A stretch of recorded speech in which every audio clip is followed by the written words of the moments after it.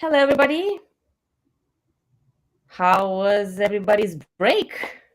We had some breaks too. So we need our coffees, and maybe for some it was a mini lunch break. And we had a bunch of sessions so far. I think we're down to maybe 4 hours left or 3 hours left out of the whole 18 hours of this conference. Really amazing input and insight and speakers, and you've seen all the regions. So many regions around the world. It's amazing how we can just come together for this one day. And now we're continuing with even more an amazing presentation and speaker Rachel, who is representing KeyedIn.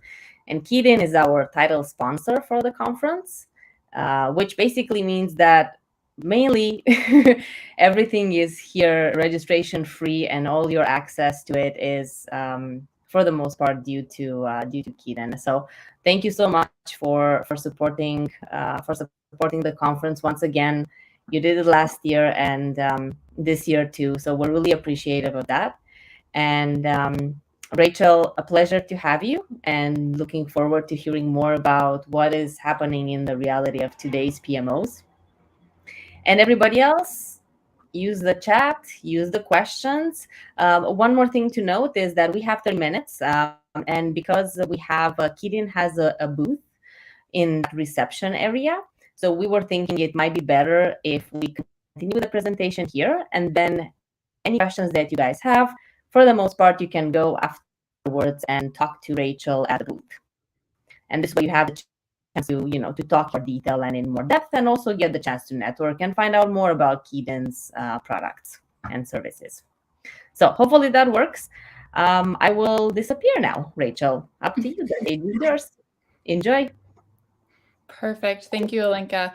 Great to be here with everybody today at the PMO Leader Annual Conference. As Alenka said, KeyedIn has proudly sponsored this event for the past 3 years since the inception. So great to be here again for year number 3 as the title sponsor. I will be presenting today on the reality of today's PMOs. Great to see the chat going as well, letting us know where everyone's joining us from. Rainy UK, I'm sorry. Although it's gloomy here in Minneapolis as well. So Utah, some others, other UK. Great to have you guys all here. If someone's on their 15th hour straight of the conference, kudos to you. Just a little bit about myself. So my name is Rachel Henches, and I'm the Vice President of Global Marketing here at KeyedIn, a Sci-Forma company. KeyedIn recently merged with Sci-Forma to offer our powerful project portfolio management solutions, driving real value for PMO leaders around the world. I've been in the project management industry for 9 or so years and have had a chance to work with some great, incredible thought leaders in the industry via the PMO Mastering Series.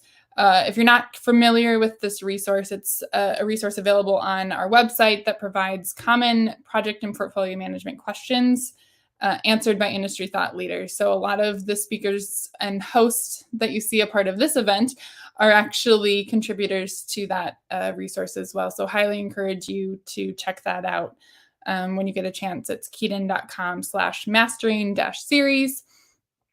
And I also conduct the PMO Outlook Assessment Survey annually, and I'm the author of the PMO Outlook Report based on the survey from that, or the data from that survey. So, which brings us to what I'm about to cover today. I'm actually currently conducting the research for next year's PMO Outlook Report, and I put the link to that survey in the chat. So if you feel so inclined to participate, it's a short survey that just ask simple questions around the challenges that you're facing, the successes that you're seeing, and maybe some of the initiatives that your organization has tasked you to be a part of. So feel free to take a couple moments to go and fill out that survey after the conference, bookmark it if you need be.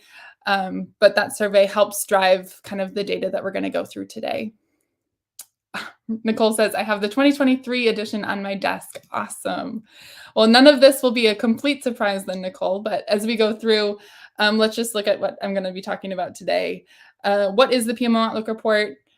Some of the current challenges, the key insights from the report, redefining or defining the role of the PMO, and then the reality of PMO performance today. And then, as Alinka said, we probably don't have time for questions in this session, but I will be in the KeyedIn booth following this live session. So hop on over there if you have any additional questions for me. I'm happy to address those.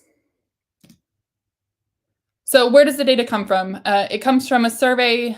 This particular presentation is based on a survey that had 120 plus respondents from 20 industries, and 56%, over half of the participants of the survey are individuals of companies 1,000 employees or more. So what I guess you could consider enterprise. Who did we target for the survey? So a little backstory as to why I started this research, but I found that there's a lot of project management research out there. As I'm sure you all are aware of the annual reports like the Pulse of Profession and others that come out through organizations like PMI. But I found there's a major gap specifically dedicated to project management offices, the PMO. As everyone here understands, the challenges of a project manager and those of a project or PMO or portfolio manager are likely different. So the goal of this report was to really identify an accurate picture of what the state of a PMO really looks like and give a true PMO benchmark. So as we look at the respondents of the survey, you see 63% were PMO or portfolio leaders, the ideal people, I guess, for this particular topic. Others included executives, and then I guess the other category that you see here is typically consultants that are working directly with PMOs. So that's, I guess, the correlation there. You'll notice from this survey that 73%, so the majority, had a formal PMO in place, but also there's 18% that didn't have a formal PMO. And then 9%, as you see, that are planning to have a PMO in place. So this survey does encompass kind of all PMO maturity levels. Oh, spoiler. I did have a poll question. So I'm going to pop up a poll question. Hopefully nobody saw that. I'm going to pop up a poll question. Thanks for the laugh, whoever that was.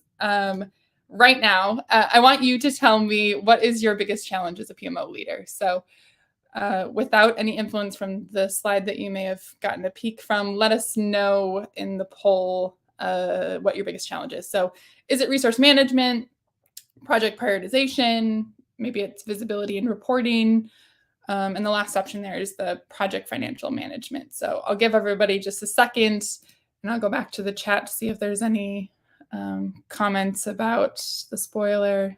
No, thank you. You all just are dealing with it. Okay, great.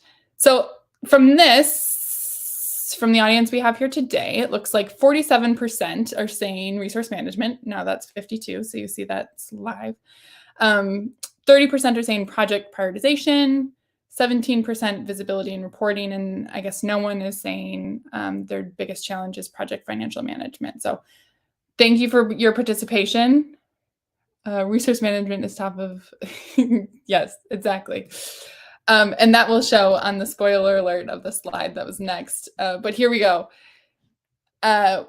As according to the survey, 52%, so over half of the project practitioners cited resource management as their number one challenge. Are we surprised by this? Well, with 77% citing they don't have enough resources to meet demand, it's something that's probably not surprising. And actually, for the last 3 years that we've published this report, it's been consistent. So resource management has been the top challenge for the past years as well as this year going forward. The second biggest challenge in correlation with the survey that, or I guess the poll that we just completed, was the project prioritization, followed by visibility and reporting, and project financial management kind of being that last one. So let's take a look at some of the top insights from the report now that we have a good basis of where the biggest challenge comes from. Joe says it's always resource management. Time to fix this in the industry. Agreed. Yes, surprisingly consistent with our poll results of today. So great to know that the report is, I guess, consistent with what we're seeing in this audience. So now the fun part. Let's dive into some of those more detailed insights. We'll start with those top insights called out. We'll dive into each one of these deeper, but 92% of projects are not very well aligned with business priorities. 51% of project practitioners aren't using strategic insights to drive project prioritization. 58% of project practitioners have had a project fail in the last year. 57% of PMO leaders cite the reluctance to change hindering their efforts to improve the function of the PMO. So I'm not going to spend too much time on this particular one, but let's take a deeper look into that 92%. So 92% said, the projects aren't very well aligned with our strategic business priorities. There was a big dip from the data collected in 2021 again. So the survey of the report of 2023 is based on the survey from 2022 and so on and so forth. So as you can see, there was a big dip when it came to prioritization alignment from 2021 to 2022. In fact, in 2021, we cited that 23% were saying they were very well aligned, but in 2022, only 8% were saying they were very well aligned. So why is this? Have organizations become more lenient after navigating the chaos of the global pandemic? Obviously, COVID, prioritization was top of mind for every organization. So maybe that contributed to this. Let's look at the next one. So when we look at how organizations are prioritizing their projects, it might explain a bit to why there was that disconnect. Here's what we're seeing. 51% are saying this needs to get done or relying on executive order. In other words, doing projects without any sort of prioritization or scoring or alignment to strategy. So what should PMOs consider? I've got the considerations there on the right. 1, PMOs need to align with business goals if they want to be successful. 2, outcome-focused PMOs require value-based prioritization. And lastly, this is not a set it and forget it process. This must be iterative and monitored continuously. And we'll talk more about that when I introduce what I'm calling the PMO pivot. So why is prioritization challenging in organizations today? Missing a moving target. Well, 42% say that saying no to some projects in a portfolio is the most challenging part.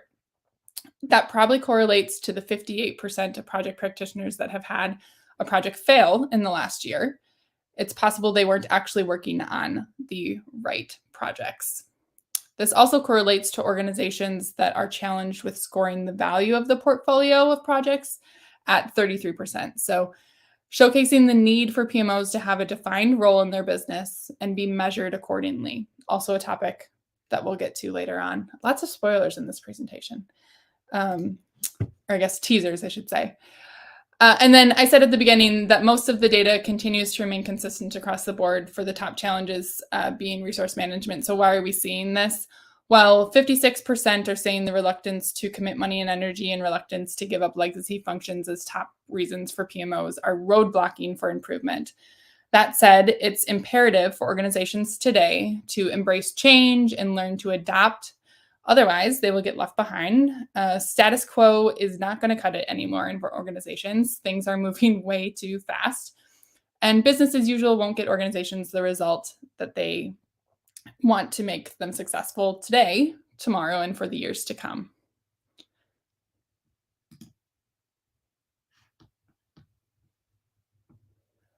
So again, let's hear from you. How would you describe your role as a PMO? So I don't have a poll specifically, but just let me know in the chat. Are you business improvement focused? Are you governance or standards focused? Maybe you're reporting and tracking, or maybe you're like 47% that you see here, a mix of kind of all of those. Jasmine mix, Ethan mix, governance mix. So a little bit, I guess I would say the majority of today's audience say that they have a mix function. Value realization, governance, mix. So I would say, 47% here is showing that it is a mixed function, while there's still 23% saying it's a reporting and tracking function. So you'll notice of those 28% of PMO and project portfolio managers, and 27% of managers cite that it's strictly still a reporting function, while 0% of executives are saying that. So I would say that's a big red flag, right? If your executives are saying, no, reporting and tracking is not the main function of your PMO, or should not be, that's something that needs to be addressed at the top. So now last year's PMO Outlook report, we talked a lot about the changing role of the PMO, and this kind of articulates that pretty well. Executives are turning to PMO leaders to do more than just report and track the portfolio of projects.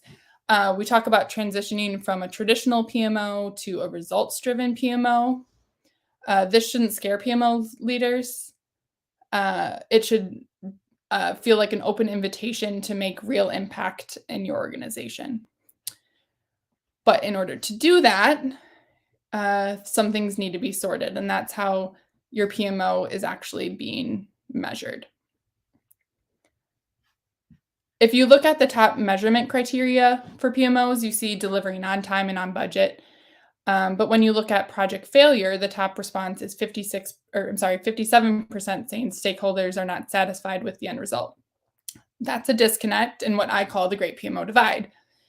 To ensure success here, make sure your PMO is measured to what the business is trying to achieve. The PMO is and should be a business function.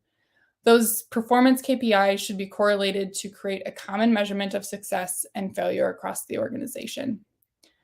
What is important to remember is sometimes simplicity creates success.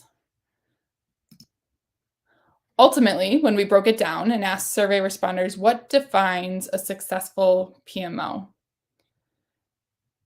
there was a common theme, and the theme was results or outcome focused.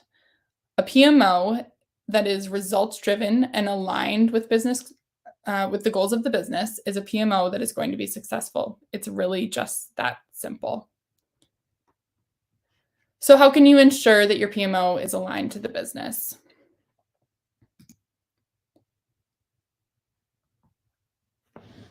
Well, it all starts with prioritizing the right projects in your portfolio. But how do you do that? As you can see, 26% are using a project portfolio management solution, and 36% are using a project management solution. Of those groups, there are 2 times more likely to be aligned with business priorities than those that are using spreadsheets or free tools or homegrown systems themselves. So when utilizing a built-for solution, you're able to align those business priorities much more successfully. Just going to check time here quick. Okay, we are good.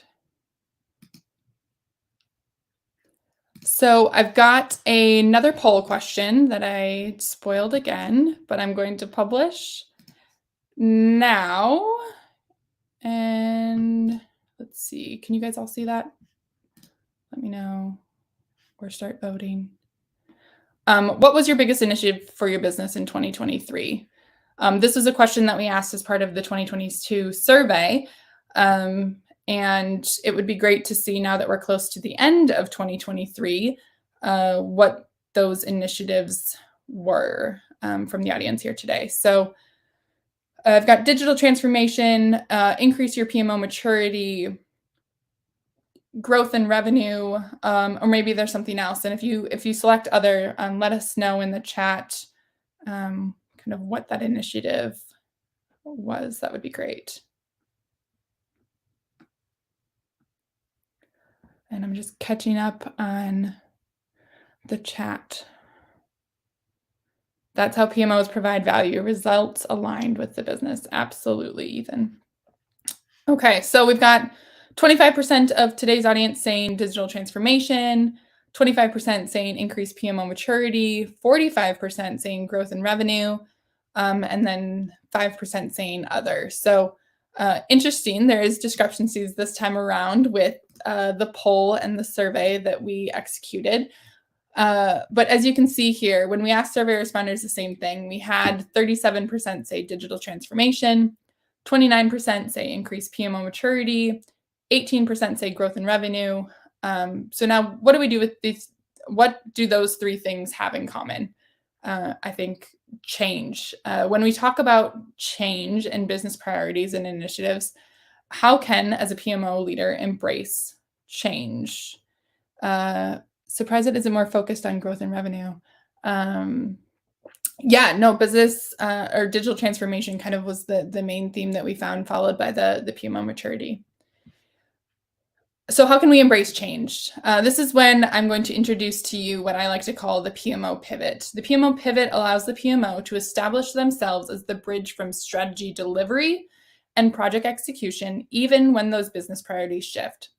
So the PMO pivot starts by identifying those goals, analyzing the resources and demand that need to be addressed, adjust based on current and upcoming projects or resource requests, confirm those changes, and then start all over. So keeping that iterative pivot always going. The priorities of today's businesses are not static, nor should the role of the PMO as well. The PMO must adapt and be a catalyst for change within and for their organizations. So in summary, so the Spark Notes version, so if you're just joining us, you joined at a good time. What are the main takeaways from the PMO Outlook report from 2023? We saw a decrease in alignment to business priorities from 2021 to 2022. So a focus that I think going into 2024, PMO leaders should be considering as a top priority, right? What is the business trying to achieve and how can we support them in doing so? Organizations continue not to use strategic insights to prioritize their portfolios. Let's look outside of, hey, let's get this done, and look at the actual value that it's going to be bringing to the organization. Organizations don't have enough resources to meet demands, and then projects continue to fail year over year when alignment is not prioritized. So without that top level business alignment, your PMO is really going to be set up for failure. So what's your action plan for PMOs in 2023? Now, I'm aware that we have 3 months left, but I'm suggesting this for the remainder of this year and then going into 2024 as well. And be on the lookout for the PMO Outlook report for 2024 as that's published in January. But now what? So this is what I've got suggested for you. So one, if you haven't already, define the role of your PMO in your organization and communicate that to stakeholders. Get feedback from them. Is that what they expect?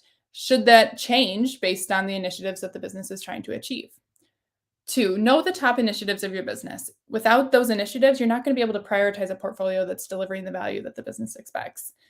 3, align your PMO success metrics to those top initiatives of the business. If it's, growth in revenue, make sure that your projects are being prioritized based on those being the goals of the business, and that your success as a PMO are aligned to achieving those projects that are aligned with those success metrics.